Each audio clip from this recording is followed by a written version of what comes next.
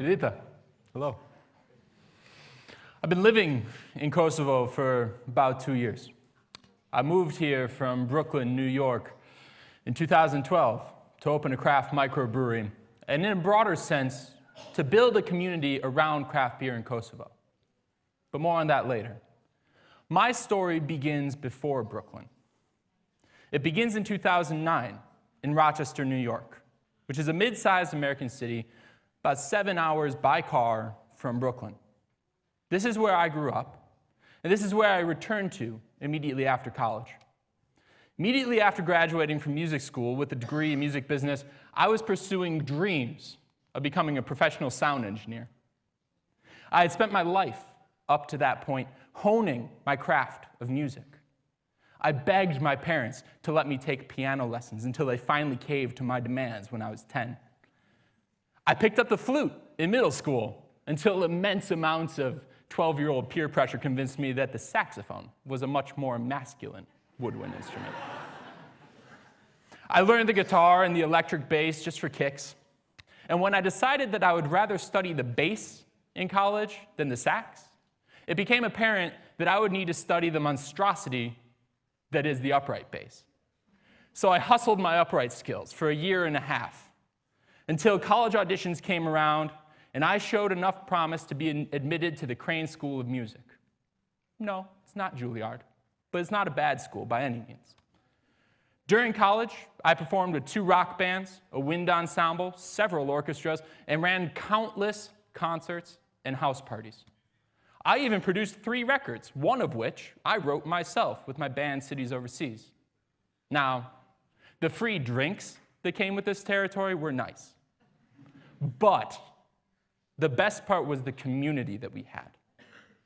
I was an integral part of a group of people who made life in a small town in the middle of nowhere on the Canadian border just a little bit more livable. At the same time that I was doing all of this, though, I had this entrepreneurial spark. My mother was a successful entrepreneur in her own right by that time, and my father was successfully self-employed as well. I remember spending many afternoons and weekends in their office until I was old enough to look after myself, and then many more studying by myself after school until the business day was done. Despite all the time they put into work, however, my folks were great about maintaining family as a priority over business and made sure to keep home-cooked family meals a daily staple of life. But those afternoons, fending for myself, taught me the skills of independence and autonomy.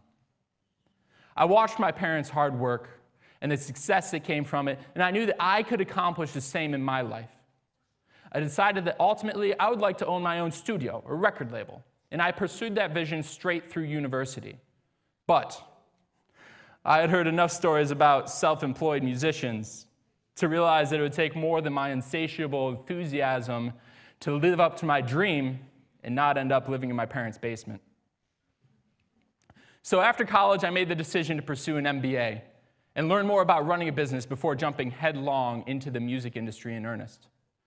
It was at the Rochester Institute of Technology in 2009 where this story changed its course when I met a classmate named Edita Zeka. She's the one in the middle next to me. Now, Edita was extraordinary, drop-dead gorgeous, and easily the most interesting person that I had ever met. We fell in love and spent the year together pursuing our MBAs until she graduated and moved home to Pristina. Shortly thereafter, I started brewing beer and becoming immersed in the craft brewery cultures. Flash forward to 2011. I was living in Manhattan, working a job in Manhattan, living in Brooklyn. I was working at this well-established studio with gold and platinum records hanging on the walls. I was assisting on recordings from artists like Donald Fagen of Steely Dan, Dave Matthews Band, and Sting. I was living the dream. And at home, I was making a lot of beer. I brewed almost every weekend. It was motivated in part by the high prices of good beer in New York, but my passion for the hobby really sprang from the science of it, the tweaking of recipes, what hops give a beer pine notes and what give it earthy notes, what different types of yeast impart to the finished beer. It was that January that Edita came to visit me, She wasn't too impressed with my life. I was living in the ghetto. I left my house at 9 a.m. and I didn't return until after sunset. My boss was a very difficult man to work for. I also barely ate. The only thing that impressed her was my beer. In particular, a Russian Imperial Stout that I had been aging for about 3 months. When Atita got home, she called me the next day on Skype. She said that she had an idea on the plane ride home because the beer she had at my apartment was unlike anything available in Kosovo. She thought she could sell it. She said to me, "I'm going to open a microbrewery." And she asked me if I could teach her to brew. I told her, "No, I'm not going to teach you to brew." Why would I teach her to brew when I could just move to Kosovo and do it myself? It was terrifying to leave behind this life that I had built so tediously. But something pushed me forward, some desire to be a new person, better and worldlier than before. There was also a nostalgic desire, the need to be part of something again, like the music community I had in Potsdam, New York. I wanted to build a community and make life better for people. The next 8 months flew faster than I could have imagined as I hastily arranged my move and left Brooklyn. On August 22nd, 2012, I landed at the old Pristina airport. Yeah. Culture shock would have been an understatement. I looked out from that warehouse that sufficed as an arrivals terminal. Atita wasn't there yet. I would later find out that she had a flat tire. So I waited for the longest half hour of my life, being eyed hungrily by taxi drivers wondering if I was a vulnerable fare. When Atita did show up, she arrived in a car that was driven by the mechanic who was fixing her tire. He decided not to take the road. Instead, he drove us through a fallow field back to his shop in his rundown Golf 3. I remember thinking to myself, welcome to your life, Alex. Where we're going, we won't need roads. In our free time, when Atita wasn't at work, we were finishing our business plan and meeting with vendors. But for all the challenges of opening a startup brewery, my day-to-day life was so much more difficult than that. Imagine being 25 years old and being as useless as a baby again. I couldn't order a loaf of bread at the bakery, let alone describe the steps of the brewing process to a stainless steel manufacturer. My first 6 months in Kosovo, I couldn't do a damn thing without somebody holding my hand. Perfectly normal conversations in Shqip sounded like angry yelling in gibberish. Hajde me hunger sounded more like, get out of the way, you jerk, than, hey, come eat. I had no idea what road to take to get anywhere, and driving itself was terrifying. It seemed like no one followed the rules of the road that I knew. People regularly swerved into oncoming traffic to avoid a speed bump.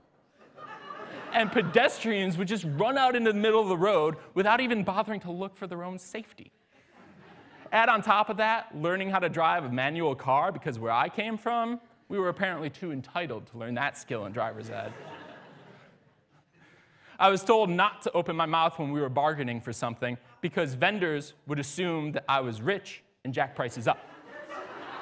But then there were the times when being an American would actually get us a better deal because of the respect that Albanians have for us. I should open my mouth then. I have never, in my life, been so confused, helpless, scared, and exhilarated. Every day was an adventure, even if every adventure was horrifyingly wrought with danger. About 6 months later, I was starting to learn the language. My altercations with locals were becoming less frequent, and life was finally beginning to feel normal again.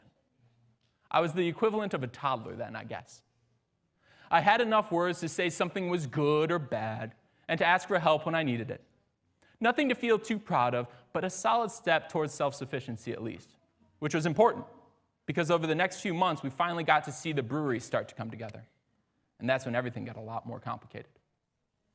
Craft beer is a sort of renaissance that started in the US in the 70s and has been spreading throughout the world in the last decade in particular.